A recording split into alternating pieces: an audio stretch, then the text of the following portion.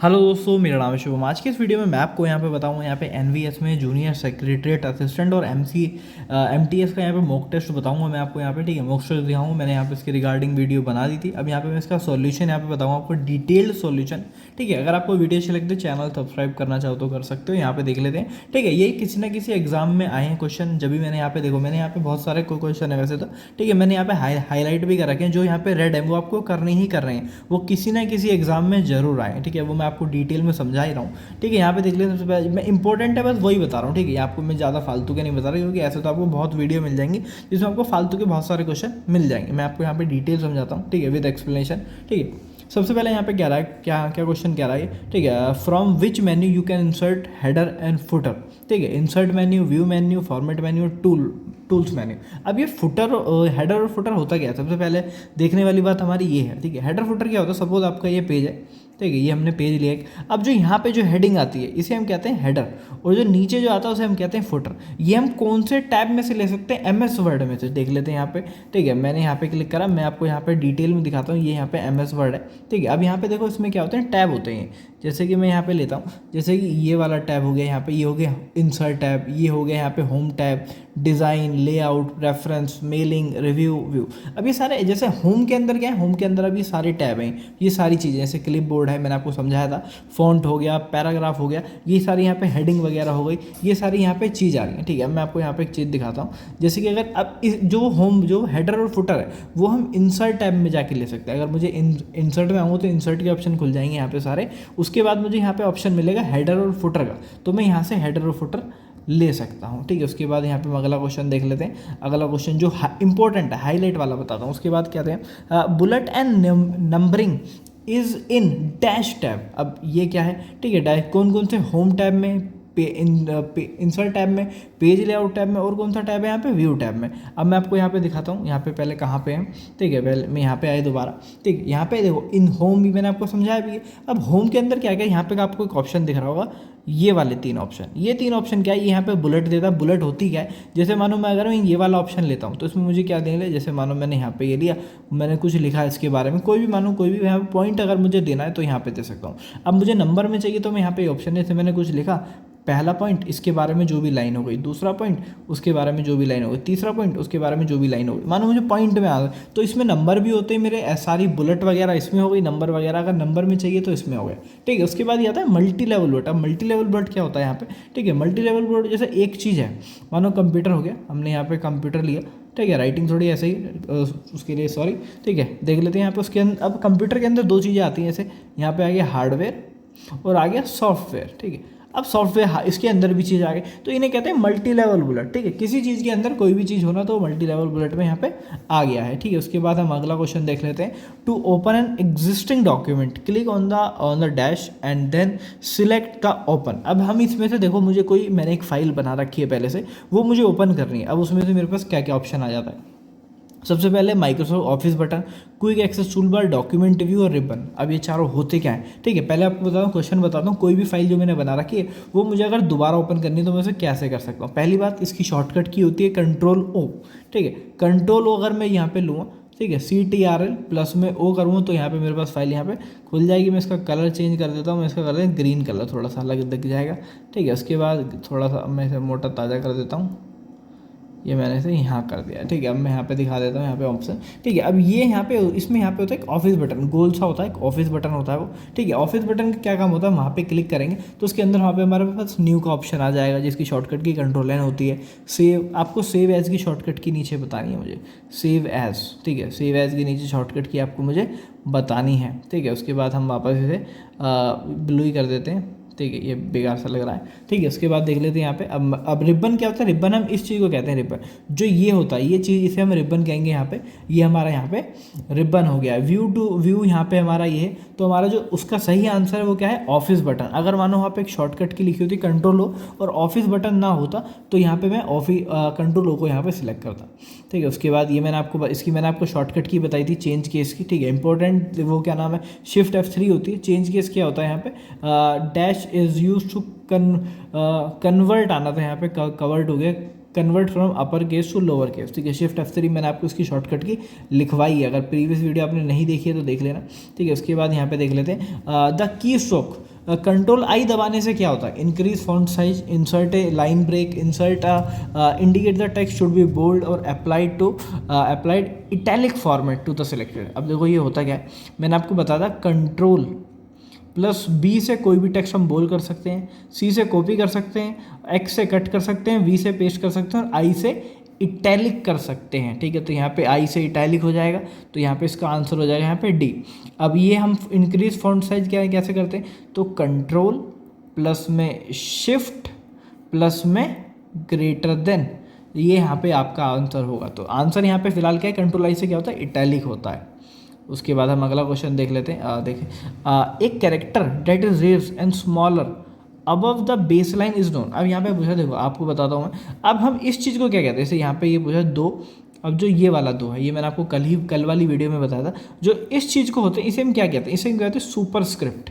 मैंने आपको बताया था सुपरमैन से ऊपर वाला याद रख लेना, सब सुपर यानी कि ऊपर। अब जो ये चीज़ ऊपर आती है ना, इसे हम कहते हैं सुपर स्क्रिप्ट, और जो ये चीज़ नीचे आती है C2SO4, इस चीज़ को हम कहते हैं सबस्क्रिप्ट। ये आपको मैं दिखा देता हूँ MS वर्ड में होती कहाँ है, ठीक है। अब देखो आपको ये दिख रहा होगा, ये दोनों ऑप्शन दिख रहे होंगे यहाँ पे, ठीक है। ये दोनों ऑप्शन होते हैं, ये वाला होता है सुपर स्क्रिप्ट और ये होता है सबस्क्रिप्ट। किसी भी चीज़ को अगर नीचे लाना है बेस लाइन से तो यहाँ पे सबस्क्रिप्ट होगा, ऊपर लाने के लिए सुपर स्क्रिप्ट होगा। सुपर से ऊपर, सबसे छोटा, जैसे सब इंस्पेक्टर वगैरह होते हैं इंस्पेक्टर से छोटे होते हैं, ठीक है। यहाँ पे देख लेते हैं।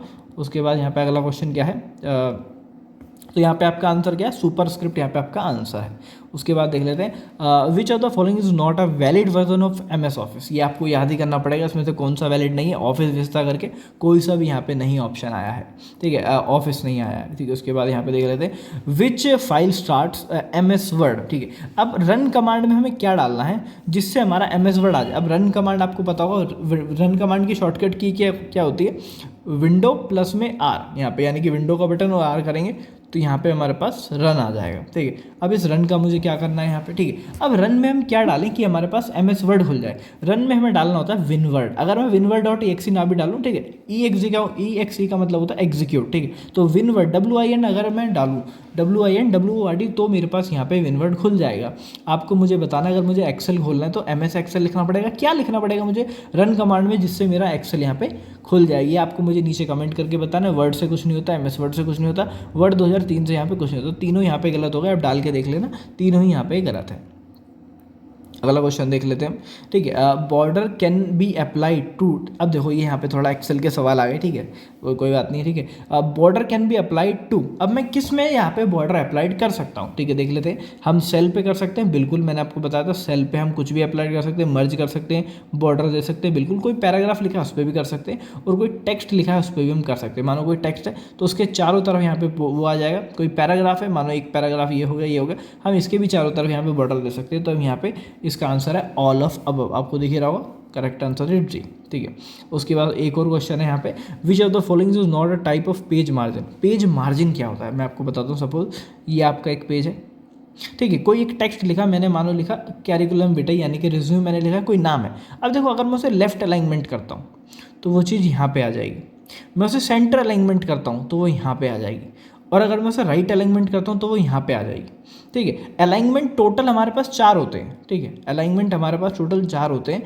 क्या नाम है आपका, कोई जो कौन से अलाइनमेंट है, तो सेंटर अलाइनमेंट, एक होता है टॉप अलाइनमेंट, सॉरी टॉप कह रहा हूँ, सेंटर, लेफ्ट और राइट, और एक होता है जस्टिफाई, ठीक है। लेकिन ये क्वेश्चन क्या है, मार्जिन का यहाँ पे क्वेश्चन है। अब इसमें हमारे पास कौन सा मार्जिन नहीं होता, हमारे पास अलाइनमेंट सेंटर तो होता है लेकिन सेंटर कोई भी मार्जिन नहीं होता। मार्जिन क्या होता है ये मैं आपको बताता हूँ, ठीक है। मैंने यहाँ पे क्लिक करा, अब जैसे मैंने यहाँ पे ये बनाया पेज, अब देखो ये हो गया मेरा यहाँ पे मार्जिन, मतलब अब मैं जो भी एक पेज में जो मैं लिख सकता हूँ ना, मैं इस एरिया में लिख सकता हूँ, ठीक है। यानी कि मैंने लेफ्ट से मार्जिन सेट कर दिया कि अगर मैं प्रिंट निकालूँ तो इतने एरिया में प्रिंट नहीं आना चाहिए, इधर से इतने में नहीं आना चाहिए, इधर से इतने में नहीं आना चाहिए, और इधर से इतने में नहीं आना चाहिए। यानी कि ये हो गया मेरे पास मार्जिन, और मैं इतने एरिया में यहाँ पे मैं लिख सकता हूँ।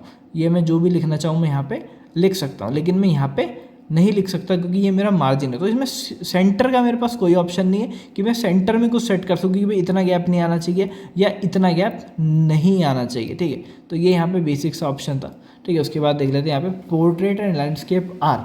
अब ये क्या है, बस देखो अब होते क्या है, मानो कोई पेज है मेरे पास, मैंने यहाँ पे क्लिक करा, ये मेरे पास पेज है, तो इस पेज को हम कहेंगे जैसे अगर मुझे ओरिएंटेशन देखनी है तो ये हो गया पोर्ट्रेट। अगर मैं इसी पेज को पेज को यहाँ पे यूँ रोटेट कर दो, मतलब अगर ये पेज मेरे पास यूँ हो जाए इस टाइम, तो ये हो गया मेरे पास लैंडस्केप। तो ये एक पेज की ओरिएंटेशन होती है, ठीक है। तो यहाँ पे ये हो गया, पेपर का साइज नहीं होता, पेपर का लेआउट नहीं होता, ऑल अप तो हो ही नहीं सकता है, ठीक है। तो मैंने आपको बता दिया यहाँ पे पेज की ओरिएंटेशन होती है कि मुझे पेज कैसे चाहिए, मुझे मतलब टेढ़ा चाहिए या सीधा चाहिए, सिंपल भाषा में।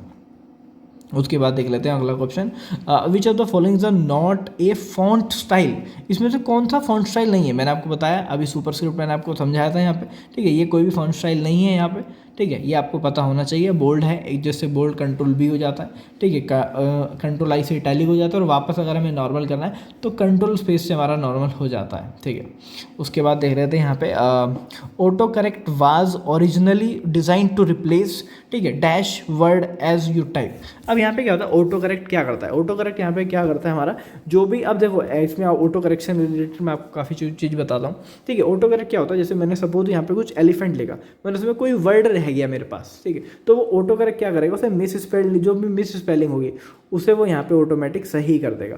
अब जो ग्रामेटिकल एरर होता है उसके लिए क्या होता है, ग्रामेटिकल एरर के लिए आप जब भी कुछ भी लिखोगे तो उसके नीचे ग्रीन लाइन आ जाएगी, ठीक है, ग्रीन लाइन करके यहाँ पे आ जाएगी, ठीक है। ग्रीन लाइन में यहाँ पे ग्रीन ले लेता हूँ, थोड़ा अच्छा लगेगा। ग्रीन लाइन ग्रामेटिकल एरर के लिए, GR के लिए, ठीक है। उसके बाद अगर कोई स्पेलिंग एरर होगी, सपोज अगर कोई स्पेलिंग एरर है तो उसके लिए यहाँ पे आएगा रेड कलर, स्पेलिंग एरर, ठीक है। उसके बाद एक होता है ब्लू एरर, ब्लू एरर बहुत ही कम देखने को मिल रहा है, वो होता है होमोफोनस एरर, ठीक है। अब बात करते हैं यहाँ पे मिस स्पेल, इसकी शॉर्टकट की क्या होती है, चाहे स्पेलिंग एंड ग्रामर की F7 यहाँ पे इसकी वो होती है शॉर्टकट की, इसकी शॉर्टकट की, ठीक है। उसके बाद देख लेते हैं यहाँ पे अगला question, in word dash in word comma the mailing list is known as data source के ये होती है, ठीक है। जो भी हमारा डेटा होता है वो डेटा सोर्स होता है, मेलिंग में जो होता है तो वो डेटा सोर्स होता है, ठीक है। उसके बाद हम अगला देख लेते हैं यहाँ पे क्वेश्चन क्या है, ठीक है। It is possible to dash a data source before performing a merge, ठीक है। हम डेटा को क्या कर सकते हैं, मर्ज होने के बाद उसे मॉडिफाई कर सकते हैं, ठीक है। मैं यहाँ पे पेन ले लेता हूँ, ठीक है, ब्लू कलर का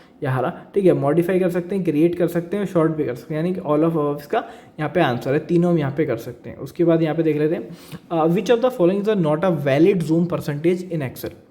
देख लेते हैं यहाँ पे इसका आंसर, देखो इन्होंने गलती से यहाँ पे बी कर रखा है, पर इसका जो आंसर है यहाँ पे डी आंसर है, क्योंकि इसमें वैलिड नहीं है ये। अब ये वैलिड क्यों नहीं है, देखो जो इसका मैक्सिमम जूम होता है, मैं आपको यहाँ पे दिखाता हूँ, देखो ये होता है यहाँ पे जूम, ये यहाँ पे दिख गया आपको जूम, ठीक है। मैं इसे यहाँ पे कलर ले लेता हूँ, ये जो चीज़ होती है ये होती है जूम। अभी यहाँ पे फिलहाल में जो परसेंटेज है वो यहाँ पे 120 है, ठीक है, 120 है। यहाँ पे जो परसेंटेज है, ये जो मैक्सिमम हो सकता है ये 400 हो सकता है मैक्सिमम, और जो कम से कम हो सकता है ये होता है 10%।